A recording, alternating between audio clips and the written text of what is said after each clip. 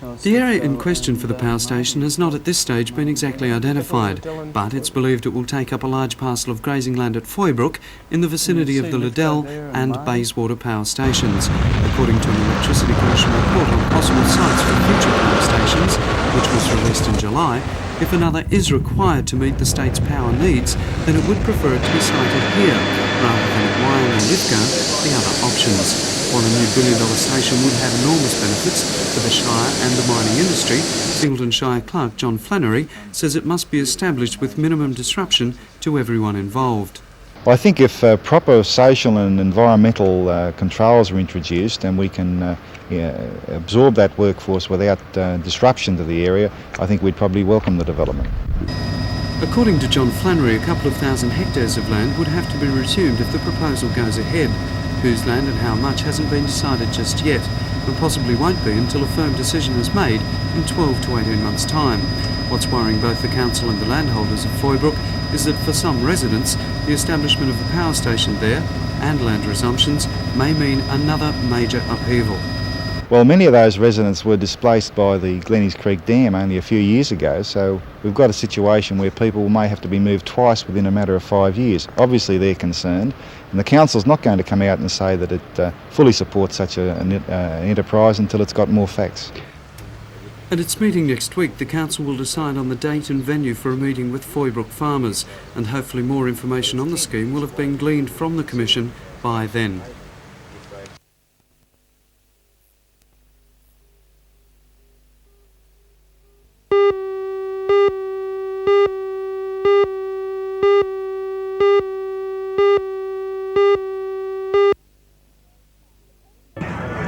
Port Stephens Rose Farm was the venue today for a very special event.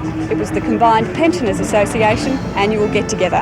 Hundreds of pensioners from throughout the region attended. I'm Helen Hughes. I'll have a full report in NBN's Hour of News tonight at 6.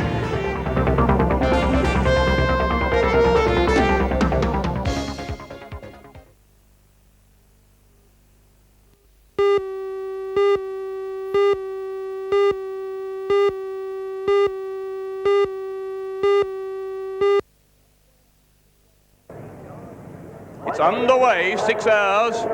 Stock standard production motorcycles, 2.6 kilometre Oran Park Grand Prix circuit. The Castrol 6-hour production race is acclaimed as one of the toughest in the world. 6 hours in the saddle, circuiting the 2.6 kilometre Oran Park track up to 270 times.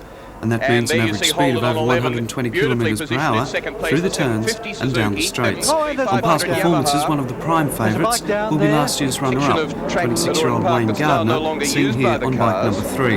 He won the 750cc class in 1979, was first outright in 1980 and in 1982, and last year was only 3 seconds behind the winner at the finishing line.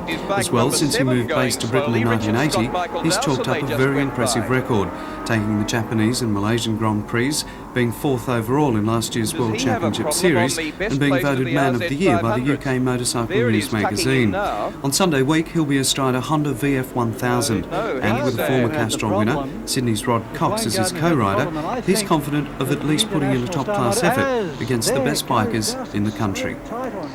I'm never ever confident until I actually cross the line and won the race. But I've got a very, very good co-rider this year, and we've got a pretty good team together, I think. In actual fact, a very, very good team, and probably one of the best. So, I'll just have to keep our fingers crossed and just see how we go at the end of the race. Well, it's regarded as one of the hardest races in the world, in fact. Is there any special strategy that you go into? No, the actual racing is a game of strategy. You sort of hit the nail on the head there. It's sussing out each team, which rider's going out, and so on. Basically, just going to go out there, and everyone else is very, very good. There's some good machines this year, and just sort of just do our best. And like I say, basically, hopefully we'll be crossing the flag first. It's a very hard race. Must be very tiring on the riders. Yes, because the bikes have become so powerful when they're also getting heavy. It's basically become a strain physically and also mentally. Physically because the power of the machines, like I said, and mentally now for the bikes are so fast, it takes a lot to actually concentrate for that amount of time. This is your sixth 6-hour Castrol Endurance. But in the meantime, you're based in London. How does racing here compare with racing overseas and in Europe? It's very, very competitive here in Australia, and the actual 6-hour is recognised as one of the hardest, or the hardest and biggest production race in the world. And in production race, what I mean is by the machines are street legal and they just race them like that. It's very, very competitive. It's hard. It's a fantastic race, and by this year's sort of entry list, it's going to be, I'd say, the best ever 6-hour. And so it's going to be, I think, even last year was a fantastic race, and this year's even going to be better still. You're also competing in the world circuit. Last year you were 4th. Are you chasing that again this season? Yes, I finished the 4th in the 500cc World Championship this year, and it's a very, very fantastic feat, I think. You know, like it's the blue ribbon class of motorcycling. It's equal to Formula 1 in cars, but in motorcycling. I'm hopefully going to win. I'm going back again next season. I don't know which team I'm riding for at the moment. I've had a few offers from different teams, European teams, Yamaha and Honda together, and I'm just deciding what team to go for, and I'm certainly going back, yes, to chase that World Championship. I'd love to win it.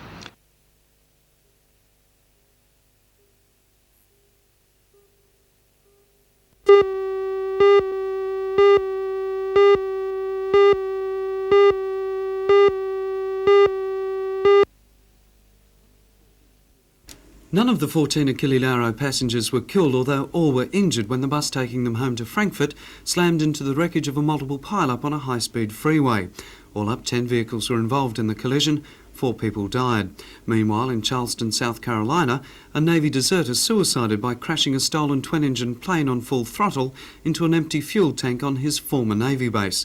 Officials say the petty officer had stolen the plane in North Carolina after stabbing his wife to death.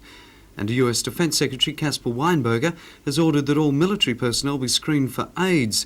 Since compulsory testing of all new recruits was introduced, more than 100 have been found to be carrying the AIDS virus. The call for the testing of the 2 million Marine, Navy and Air Force personnel has been sparked by fears that the disease could be spread through battlefield blood transfusions. Initially, all servicemen bound for overseas will be tested.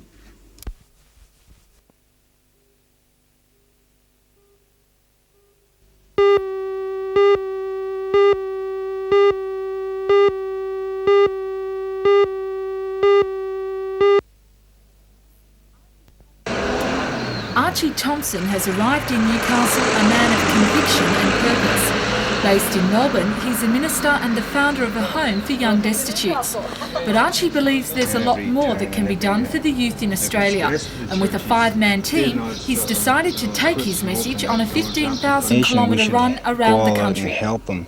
And by running around Australia, by showing my faith and my love to the Australian youth, I believe that I can achieve my purpose and cause in order to open up homes and rehabilitation centres and get the kids off the street.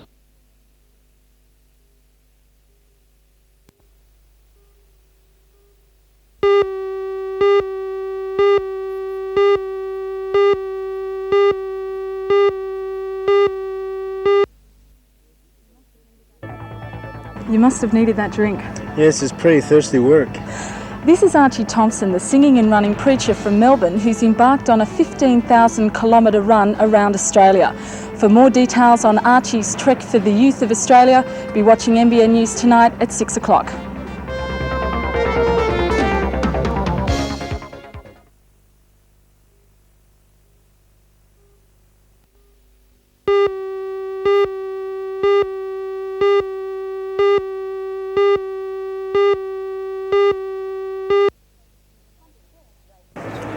Hunter chefs today participated in the inaugural Salon Culinaire, a competition that's attracted some of the best chefs in the region. The result? Food, glorious food. I'm Helen Hughes. I'll have a full report on the category winners and their marvellous offerings in NBN's Hour of News tonight at 6.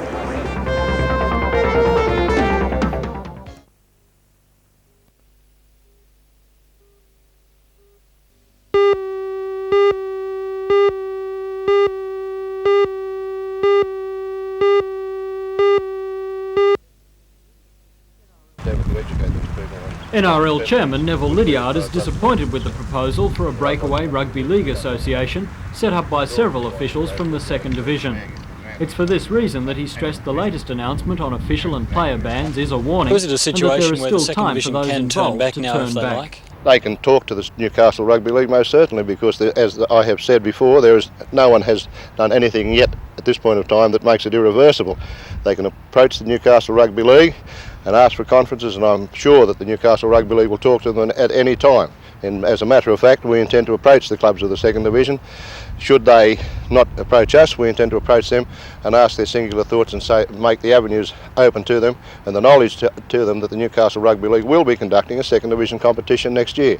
It's operated for just on 27 or 28 years now, most successfully, and we don't intend to see all of that hard and good work done destroyed by a few people who may be ego tripping or empire building, whatever term you like to give it. Officials of the Lower Hunter Rugby League were unavailable for an interview today, though they did say they'd be going ahead with the formation of the new association, regardless of the NRL's latest threats.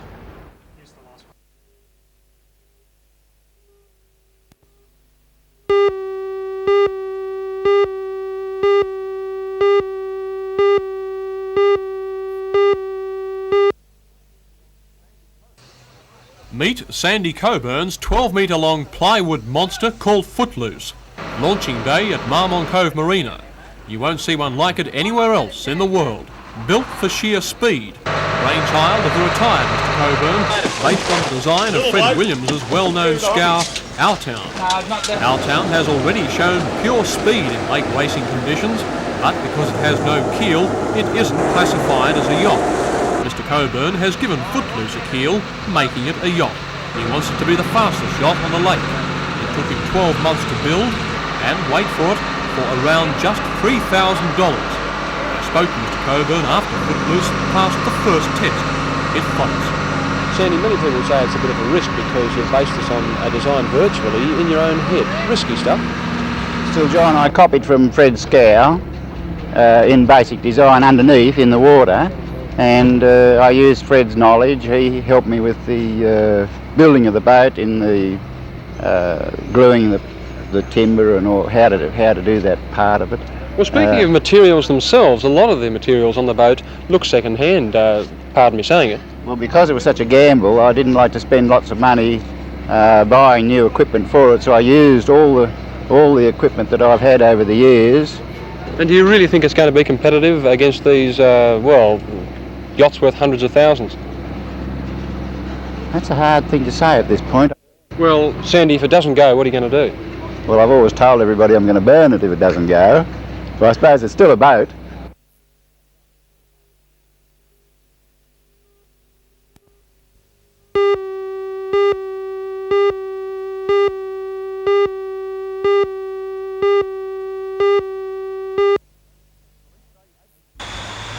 Police say 86-year-old John Kane died from smoke inhalation in the blaze that destroyed the OK Tyre Service building and most of its contents.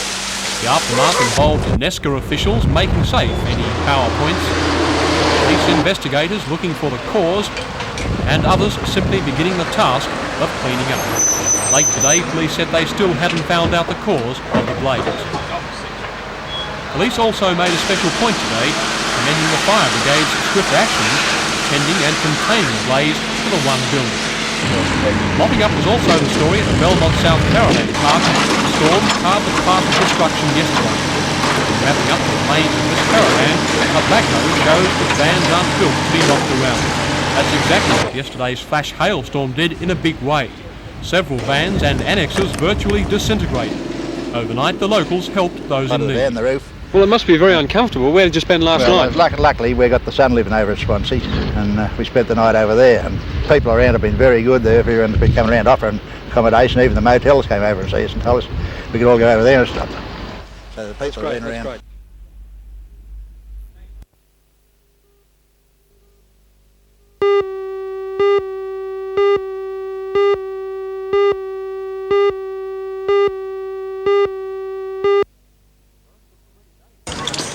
The first of 3 days of celebrations began at the Junction village, with current pupils and teachers parading in period costumes. Conditions didn't deter the spirit of the occasion, as the procession moved off down Union Street into Roland Park. Once again, the school band helped create a carnival atmosphere. Patriotism abounded, with the balloons in school colours bobbing and waving. And tradition, the underlying theme. Across the road from the park, the old school itself, established in 1860. Newer sections alongside the original were built in 1909 and 1938. Inside the oldest section of the school, the hall, a memorabilia display has been mounted. Parents and past pupils trip down memory lane, with the old photos recalling the happiest years of one's life. Celebrations to mark the school's 125th anniversary continue over the weekend. The occasion wouldn't be complete without the reunion of past pupils. Sunday has been set aside for that inevitable wave of nostalgia.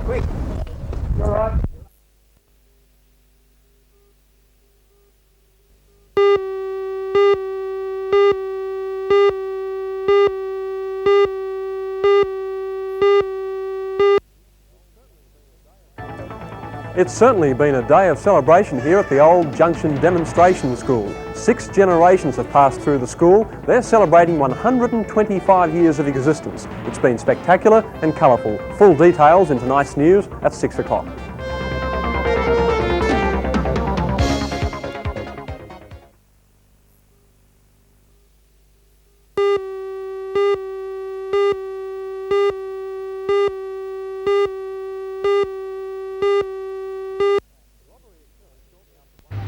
The robbery occurred shortly after 1 o'clock this afternoon at the Newcastle Permanent Building Society branch in Lambton.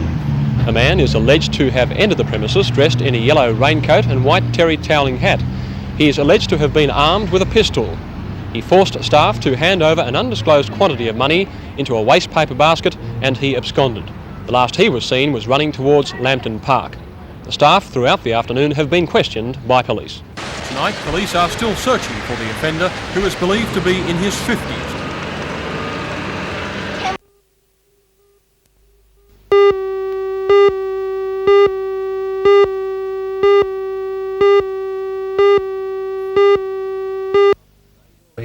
Speaking in Newcastle today, World Vision Australia's Executive Director and World Vision International's Vice President, Harold Henderson, condemned South Africa's apartheid regime. He called on governments throughout the world to put pressure on South Africa to form a multiracial government based on justice. World Vision is totally opposed to apartheid as immoral and believes that it must be dismantled as quickly as possible. The real challenge in South Africa is to create a truly multiracial society based on equal opportunity and on justice, and we are working in South Africa towards that end. How do you think that can be achieved? Well, I think it has to be achieved in whatever ways are open to us. There's a lot of talk at the moment about economic sanctions. I'm not sure that that is the way because it's a negative mechanism, but if it moves in the direction of multiracialism and equality, then I am in favour of it. But I think we have to use our skill beyond the question of economic sanctions with some kind of positive initiatives that can be taken. And maybe the proposal from CHOGM for Commonwealth leaders to meet with the leadership of South Africa, though the reaction from there has been negative initially, might achieve a whole lot more than economic sanctions and other negative mechanisms. Mr Henderson also called on Australians to continue helping the people in crisis in another African country, Ethiopia. Lots happened in Ethiopia in the last year since the world became aware of the tragedy in that country. But it's wrong to imagine that the problem is solved. A lot of lives have been solved, a lot of help has been given, and a lot of generous support has come from the Australian community, for which we are very grateful. But it's an ongoing problem in Ethiopia. The situation is still very precarious, and a lot of people will continue for a number of years to be dependent on outside help.